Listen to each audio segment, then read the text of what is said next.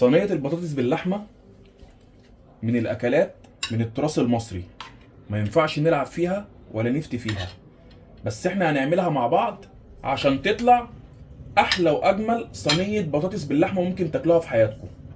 وعشان نعمل صينية اللحمة دي بالرز بالشعرية بالبطاطس بكل بساطة، هنجيب عندنا صينية وهنجيب عندنا بصلتين كبار متقطعين جوليان وطماطمية متقطعة مكعبات وثلاث فصوص توم وقرن فلفل حامي. ننزل بالمكونات دي كلها في الصينية بتاعتنا، عليهم بمعلقتين صلصة، بمعلقة فلفل اسود، معلقة ملح، نص معلقة كمون، نص معلقة بهارات، ربع معلقة ورق لورا مطحون.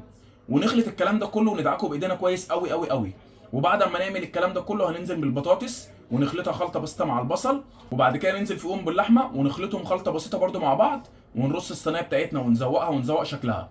اخر مرحله هنعملها ان احنا هنجيب الشوربه بتاعت اللحمه اللي سلقنا فيها اللحمه وننزل عليها بمعلقه صلصه ونقلبها وندوبها وننزل فوق الصينيه، وندخل الصينيه بتاعتنا على الرف اللي في النص على درجه حراره 200 لمده ساعه ساعه ونص، او على حسب البطاطس ما تستوي. الفرن بتاعنا بياخد قد ايه؟